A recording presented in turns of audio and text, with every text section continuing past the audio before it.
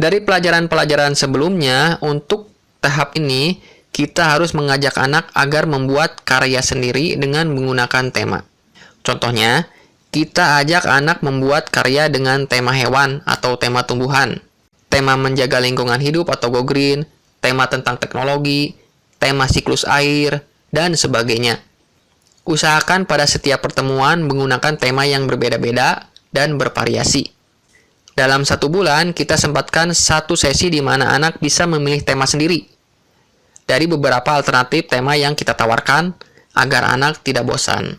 Yang harus diperhatikan adalah jangan memaksakan anak untuk menggunakan semua pelajaran sampai level 5. Jika anak mampu sampai level 3, maka buat proyek dengan pelajaran yang ada di level 3. Jika sudah paham ke level 4, boleh menggunakan pelajaran yang ada di level 4. Usahakan anak happy, senang, dan menikmati karyanya sendiri sehingga bangga dengan hasil karyanya sendiri. Dongkrak kreativitas anak dengan selalu menyarankan menggambar sprite dan latar belakang sendiri. Jika sudah terbiasa, maka dijamin kreativitas anak akan bertambah. Daya pikir anak akan bertambah sehingga bisa menggapai multiple intelligence yang diinginkan. Dan bisa ikut lomba coding, baik tingkat nasional maupun internasional. Bahkan bisa jadi juara karena terbiasa. Sampai level manapun anak menguasainya, semua bisa menjadi sebuah karya yang unik dan bagus, dan bisa jadi juara jika kreatif dan inovatif.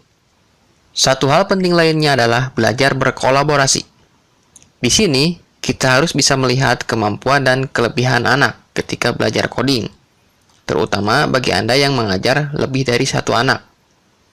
Anda harus bisa menilai di bagian mana anak memiliki tingkat kemampuan yang dominan.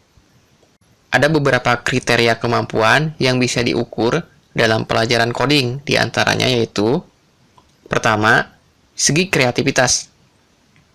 Kreativitas bisa diukur dari seberapa mampu anak untuk mengungkapkan idenya dan mengimplementasikan ke dalam karya. Dan juga bisa dilihat dari seberapa besar kemampuan originalitas anak dalam menggambar karyanya dengan sendiri. Kedua, segi logika. Itu bisa dilihat dari cara anak menerapkan skrip-skrip pemrograman Scratch di dalam hasil karyanya. Ketiga, literasi informasi. Itu bisa dilihat dari seberapa mampu anak untuk menciptakan karyanya sesuai dengan tema-tema yang kita berikan.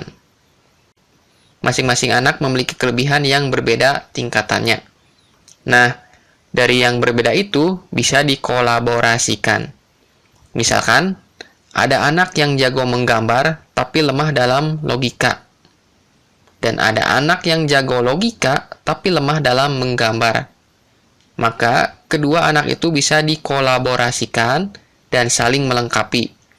Ditambah dengan anak yang jago membuat ide cerita. Maka kolaborasi mereka dalam menciptakan sebuah karya adalah hal yang sangat penting dalam pendidikan dan kunci sebuah kesuksesan. Itulah yang sering saya lakukan dalam mengajar anak coding dan bisa menghasilkan juara-juara coding baik tingkat nasional maupun internasional. Jadi, bukan dinilai dari sampai level berapa anak menguasai Scratch ini, tapi sampai di mana kreativitas anak dan daya pikir, problem solving, serta inovasi yang dimiliki anak. Dan ini rahasianya agar anak bisa jadi juara dan mencapai multiple intelligence atau beragam kecerdasan yang mendukung kesuksesan anak di masa depan. Selamat mencoba!